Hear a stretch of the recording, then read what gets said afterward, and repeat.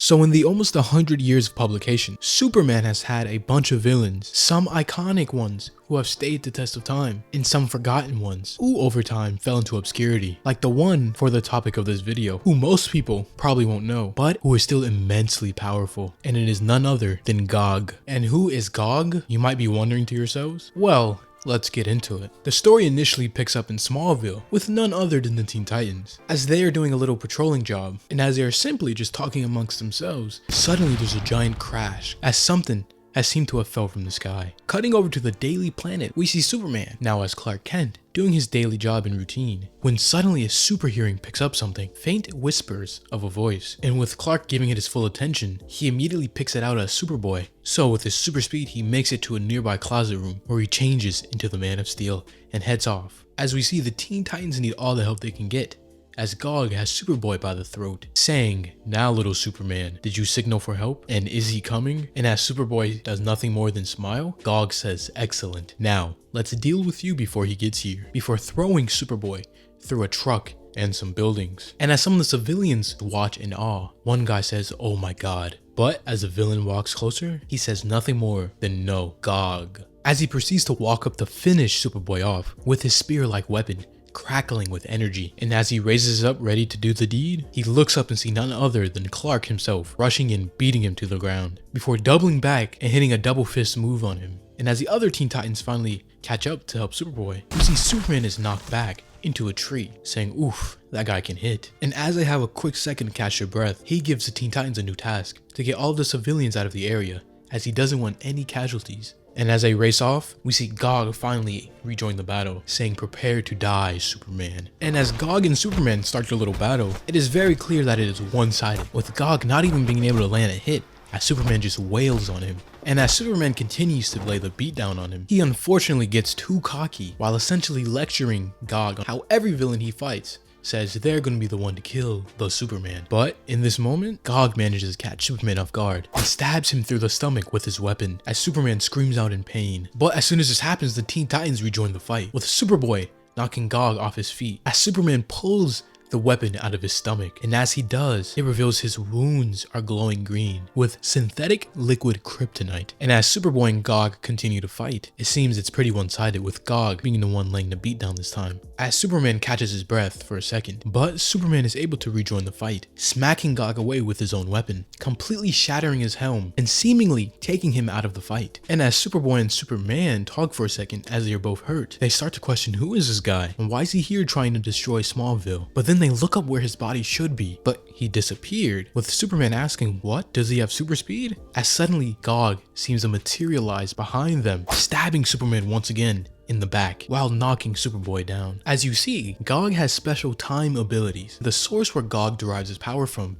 is the staff, which is connected to one of the old gods, which gives him great power over many things, including time. As here in this battle, Gog is continuing altering time, appearing in different points in it. So while Superman and Superboy continue to get hurt and more damage, Gog seemingly is able to replenish himself by appearing at different places in different times. And as this battle starts with the second Gog, it is shorter than the first, as Superman stops holding back a little bit, with him snatching his staff and lasering him before smacking him away, with Superboy saying, "Are there two of them?" And with Superman answering, "I hope so, because the alternative is we're not hurting him." As we see, Gog laugh and starts to glow with power again, before appearing behind them once more, fully healed with his weapon up, ready to strike again. And as it connects, it sends Superboy and Superman flying towards where the other Titans are, with Gog not too far behind. And as Gog rushes towards Superman, who at this point is still bleeding from the stab injuries and kryptonite in his system, we see Gog grab him ready to stab him once more, this time fatally. But not before Wonder Girl is able to use her lasso to wrap it around him, activating its power and shocking him, giving Superman the needed opportunity to readjust and strike him far away. But as the strike connects, Gog mid-air seems to disappear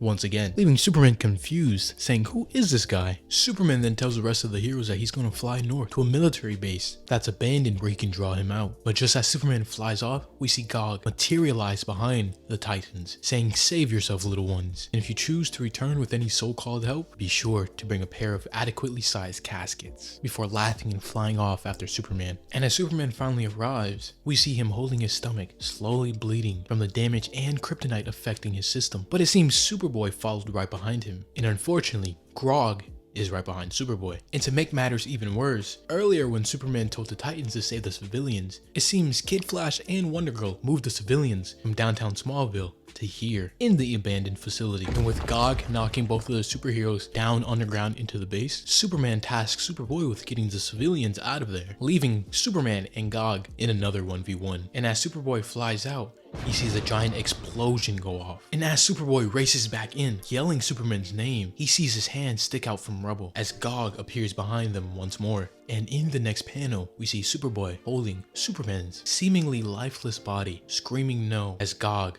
just stands behind them. And without saying another word, he simply dematerializes, leaving these two heroes. Now obviously, of course, unknowingly to Gog, Superman does survive this attack and is saved when Superboy and Wonder Woman bring him to facilities to get treated. But this also just goes to show you how powerful Gog is, with a weapon capable of piercing and hurting the Man of Steel and tanking blows from both super people, not even counting his time manipulation abilities, adding a way bigger threat than you would normally. Now with their initial battle and interaction out of the way, let me explain to you a little bit about his origin. See, Gog, the human one, is a man named William Matthews, who was able to achieve this great power after finding the original Gog, who was an old god from the third world, which is now destroyed. And the original Gog was cast out of his world and sent through parallel universes, where he landed on this Earth, into a cave in a part of Africa, which William Matthew was an explorer, and after finding said cave and finding the staff, Gog's power transferred to him. And the reason why William wants Superman dead so badly is because once he picked up the staff of the original Gog, it drove him mad, giving him visions of all the countless timelines and parallel universes out in the multiverse, and particularly seeing one, the Kingdom Come universe, where Superman failed to stop the nuke in Kansas, in which his parents were casualties in that blast. So with this newfound power, he sees Superman as a sort of false god and him as a true Gog.